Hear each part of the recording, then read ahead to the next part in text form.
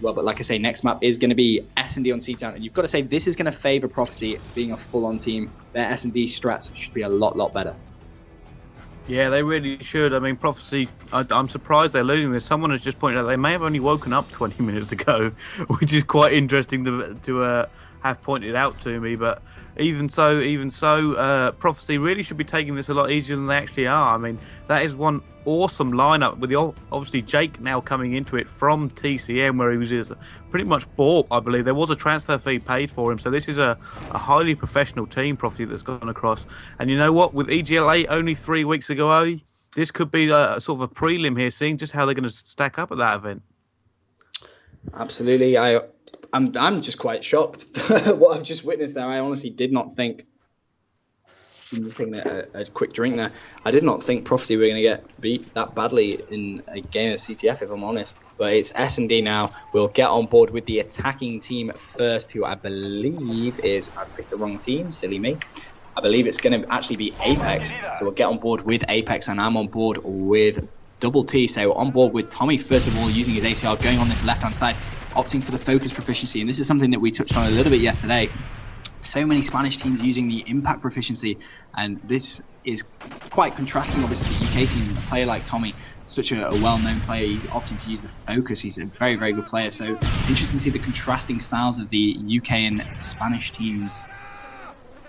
Yeah, you know what? Something I do actually have to point out here is that you do see Tommy also using extreme conditioning, and considering that he doesn't run around all that much like we have seen, should he really be using sleight of hand? Yeah, that's a good point. In S&D, I always opted to use sleight of hand. Don't really see the point of extreme conditioning unless you're going for a quick rush. But like you say, Tommy doesn't really need to run around that much. He may benefit a little bit more from maybe using sleight of hand. But hey, you know, it's Tommy. He knows what he's doing, so he can't exactly fault him for what he's doing. Although, having said that, Apex are in a 2 versus 4 situation against Prophecy right now. Shane and Swanee both picking up early kills. It's going to be Tommy and Maxi in this 2 versus 4 situation. Bomb is down. 1 minute 22 still to go.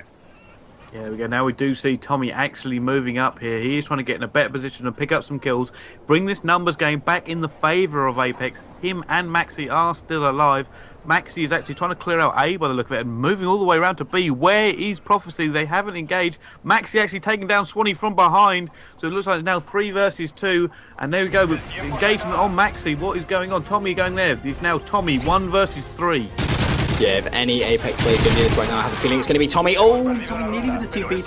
Took down Jake, had one more in front of him, but I think Shane, just sneaky style, came right behind Tommy and got a very simple kill. Yeah, that's exactly what happened. Nice play there by Shane, anticipating where Tommy would be. And Prophecy are going to go ahead and take this first round of S&D. Yeah, Prophecy doing very well there. Obviously taking that quite easily in the end. Shane 2 for 0 at the moment. People have been doubting whether or not Shane should really be in this team, and I think Shane's proved himself by now. I mean, you've got I-Series, he's done incredibly well. He's a brilliant objective player. He's obviously the captain of Prophecy, so you can't really fault him in any way. Yeah, Shane, he's one of the most underrated players in Prophecy, in my opinion. He always gets slated. People always say, oh, he doesn't deserve to be in Prophecy, they could pick up someone better. But you look at the objective work Shane does, it's second to none. He really is a fantastic player, and I think he deserves a lot more credit. But an early kill there going to Tommy as he takes down Jake. Looked like Jake was trying to have a quick rush as Josh also takes down Gunchi. So Apex responding now. It's going to be 4 versus 2 in their favour. Shane and Swanee both up against the whole Apex lineup right now, and that's going to change up. Tommy doesn't really seem to be moving as Swanee does take down Maxi, and in fact I'm going to get on board with Excellence as he makes his way towards his B-bomb where there was a gunfight just moments ago. It's a 3-on-1, Swanee 1 versus 3. There we go, Excellence bouncing around this bomb right now, and you know what, Excellence probably one of the most achieved players in Call of Duty other than Gunchi on the other side. It is now a 3 versus 1 against Swanee. We could change on to Swanee and see what he's doing, and when they have, oh wow, unbelievable. Swanee gets dropped by Tommy, and I believe we're now going to watch Prophecy. Yes, we will. We'll go ahead and change team, get on board with Prophecy, but Apex just responding there. Looked a bit of a shaky start with Prophecy just completely dominating that first round of S&D, but Apex responding very nicely and winning that round. But we will, like you say, go ahead, change team, get on board with the Prophecy boys, and I'm on board with Swanee, and it looks like he's actually going to go to this B-bomb site. And did you just spawn in by accident, Pricey? It's alright, it's fine. I very nearly did that as well, which is the Trey awkward thing. But Swanee, that's quite interesting. I've not really seen many players opt to do that. Leaves himself well open on that left-hand side, but did see someone in the market, tried to put the nade, Unfortunately, that didn't connect as Josh takes down Shane, Gunshi takes down Josh, Excellence takes down Swanee though in very, very quick succession, and it's actually going to be Gunshi and Jake in a 2 versus 3 against Tommy, Excellency and Maxi. I'm on board with Gunshi, he's at this B-bomb, and it looks like he's just going to take things a little slow.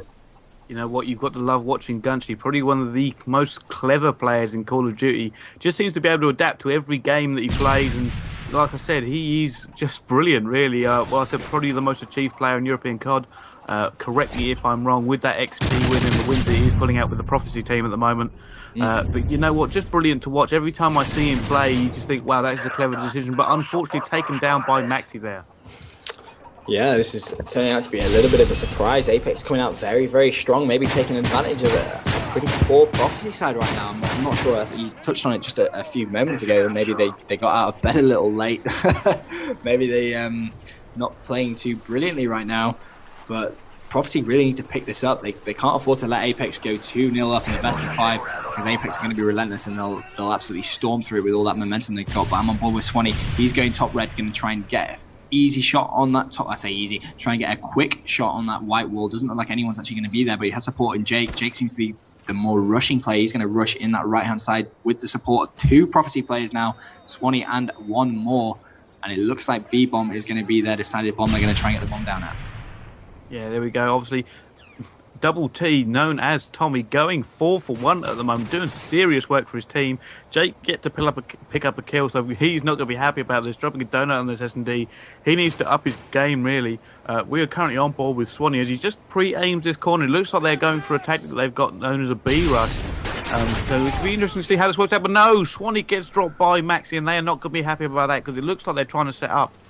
Yeah, that was quite strange play. I mean, Swanee just left himself completely open to that right-hand side. I'm surprised he didn't have a player pre-aiming it.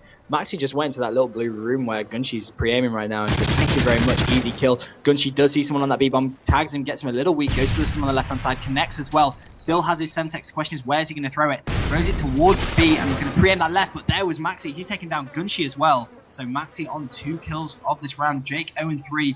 Is the pressure of the transfer fee getting to him, do you reckon? I mean, yesterday he played very strong, but right now not having the best of games. Really needs to try and get a kill on the board. As it stands, it's 2 versus 4 in Apex.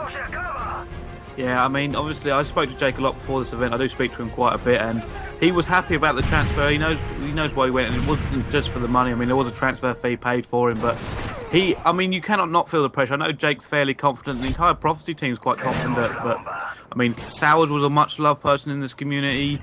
Prophecy have a history of doing incredibly well, so he's gonna have to feel a little bit of pressure knowing that he's coming to this team and he has to perform. Yeah, that was really controversial play. I don't want to say poor play by Jake, but he tagged Maxi a lot there. He was in a 1 versus 4, and arguably that's where the money comes from. You know, if you're going to get transferred for actual money, you need to really perform well when it counts. And that 1 versus 4, unfortunately, he wasn't able to make anything count. But we will go ahead, change team, get back on board with Apex, and we'll see what they're up to. I'm on board with Tommy once again. He's opting to go on this left-hand side. And in fact, no one's picked up the bomb. Excellent, has actually dropped back to pick up that bomb, but as it stands, Apex in such a strong position. 3-1 up. Jake does take down Maxi early on, so it's nice to see Jake getting on the board with the kills. Tommy trying to throw that nade up top, has just seen someone top A, and he is going to get Semtex. Oh, stays alive. Smart plays. May need to just pre-fire that now. He's probably going to get rushed knowing he's so weak. Does connect with 1 stun on the staircase, and isn't content on just finding anyone just yet. I think that Prophecy player will have backed off. Yeah, you know what, we should probably point out that obviously was an ace for Maxi. He took down all 4 of the Prophecy team in that last round, so he's going to be feeling really good now, and that's obviously going to be a big boost for him and his team. Yeah, absolutely. That's a great play there from Tommy. Takes that, but she jumps into the window. That was a crazy shot. Has no right to make that at all. Not entirely sure who that Prophecy player was, but got lots of hit markers. Went for the pistols, but unfortunately didn't make that count. He's going to take this time to reload. Smart play by Tommy. Doesn't need to rush the Prophecy player. Obviously Apex to lead one up. It's correct. Oh, get Shane. Wow. Get slapped. Tommy, you absolute god of the game, you. That was a great play. And now it's a Swanee in a 1 versus 3. I'm going to change team and find out where Swanee is. Oh, here we go, Double T. There is Tommy. He got 3 kills that round. You know what? Unbelievable from Apex. They are taking Prof 2-0 at the moment.